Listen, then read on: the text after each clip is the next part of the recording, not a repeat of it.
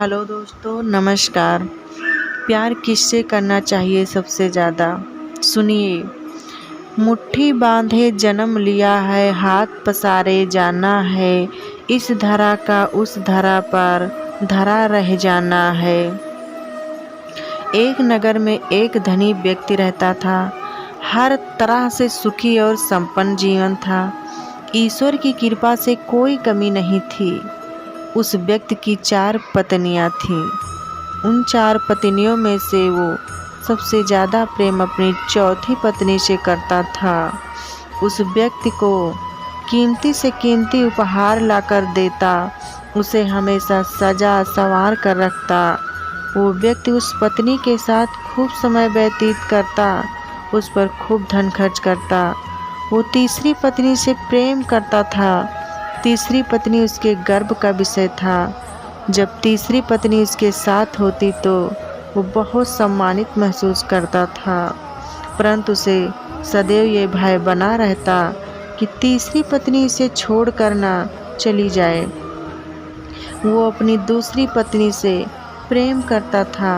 उसकी दूसरी पत्नी बहुत समझदार थी। उस व्यक्ति के जीवन में अगर कोई समस्या आती तो वो सदैव अपनी दूसरी पत्नी के पास ही जाते, क्योंकि उसको यही लगता था कि वो उत्तम कोट की सलाहकार है। वो व्यक्ति चारों पत्नियों में से यदि किसी से प्रेम नहीं करता था तो वो थी उसकी पहली पत्नी। पर पहली पत्नी उसे बहुत प्रेम करती थी। वो बहुत ईमानदार थी। वो उसका बहुत ख्याल रखती थी। हर अच्छे काम के लिए उसे प्रोत्साहित करती और हर बुरे काम के लिए उसे रोकती थी। पर उस व्यक्ति की दृष्टि में उसका कोई मूल्य नहीं था। उस व्यक्ति ने अपनी पहली पत्नी को ना तो कभी समझा और ना ही उस पर कभी ध्यान दिया। एक बार वो व्यक्ति अपनी बीमार पड़ गया। बहुत इलाज कराया पर कोई फायदा ना हुआ। अब व्यक्ति का अंतिम समय आ चुका था। उसने अपने चारों पत्नियों को अपने पास बुलाया। उसने अपने चौथी पत्नी से, जिसे वो सबसे ज़्यादा प्रेम करता था, कहा, मेरे अंतिम क्षण है ये।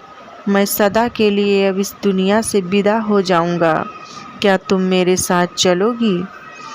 क्योंकि तुम सदा ही मेरे प्रिय रहे हो और मैं जानता हूँ कि मेरे साथ जाने से तुम भी बहुत खुश होगी। पर चौथी पत्नी ने तुरंत ही उस व्यक्ति को मना कर दिया। वो बहुत दुखी हुआ। अब उसने तीसरी पत्नी को अपने पास बुलाया और वही प्रश्न किया, मैं इस दुनिया से जा रहा हूँ, क्या तुम मेरे साथ चलोगी? तीसरी पत्नी ने तुरंत उत्तर दिया, नहीं, आपके जाने के बाद मैं किसी और के हो जाऊंगी, किसी और से विवाह कर लूँगी। उसी व्यक्ति का हृदय दुख से भर गया। अब उसने अपनी दूसरी पत्नी से पूछा, क्या मेरी मृत्यु के बाद तुम मेरे साथ चलोगी? दूसरी पत्नी का उत्तर था, मुझे आपकी मृत्यु से बहुत ज़्यादा पीड़ा होगी, परंतु फिर भी मैं आपके साथ नहीं जा सकती। मैं केवल आपका अंतिम संस्कार कर सकती हूँ। अब पहली पत्नी, जिसे उसने कभी प्रेम नहीं किया था, वो स्वयं आगे आई और बोली, मैं आपके साथ चलूँगी। आप जहाँ जाओगे मैं सदैव आपका साथ दूँगी। ये सुनकर उस व्यक्ति के आंखें भर आई। जिस पत्नी की उस व्यक्ति ने सबसे उपेक्षा की थी, वही पत्नी आज उसके काम आई। दोस्तों, हर इंसान के पास ये है 4 पत्नियाँ या 4 पति। चौथी पत्नी है हमारा शरीर, जिसे हम सबसे ज़्यादा प्यार करते हैं। उसे सजाने और संवारने में खूब धन और समय खर्च करते हैं, लेकिन मरते वक्त हमारा शरीर हमारे साथ कभी नहीं जाता।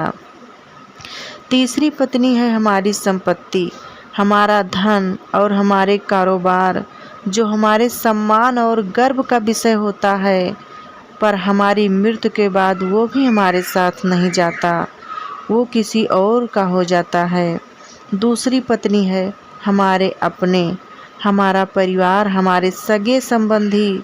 इन लोगों को बहुत पीड़ा होती है परंतु मृत्यु से पर इन्हें कोई हमारे साथ नहीं चलेगा। ये केवल हमारा अंतिम संस्कार करेंगे और फिर इस दुनिया की मोह माया में व्यस्त हो जाएंगे। पहली पत्नी है हमारी आत्मा, जिसकी हम सदैव उपेक्षा करते हैं। उसकी आवाज़ को हम सदा दबा देते हैं, परंतु वही है जो हमें अच्छे और बुरे का सच में ज्ञान देती है। वही है जो हमारे सुख दुख में हमारी साथ होती है। एक वही है जो मुझे बाद में हमसे साथ जाएगी। दोस्तों, हमें अपनी आत्मा को पोषित करना है, उसे सबल बनाना है, उसी से प्रेम करना है, क्योंकि यदि हमें अपनी आत्मा से प्रेम होगा तो हमें किसी विषय में चिंता करने की आवश्यकता नहीं है। किसी ने कितनी प्यारी बात कही है, किन सांसों का मैं एतबार करूं जो अंत में मेरा साथ छोड़ देगी। किस धन का मैं अहंकार करूं जो अंत में मेरे प्राणों को बचा नहीं पाएगा। किस तन का मैं अहंकार करूं जो अंत में मेरी आत्मा को बोझ को उठा नहीं पाएगा। सही कर्म करें ये बंदे, क्योंकि ईश्वर की अदालत में वकालत नहीं होती, और अगर सजा हो जाए तो जमानत नहीं होती। जय राधे राधे। फिर मिलेंगे दोस्तों अगली वीडियो के साथ। तब तक के लिए अपना ख्याल रखना और हमेशा मुस्कुराते रहना।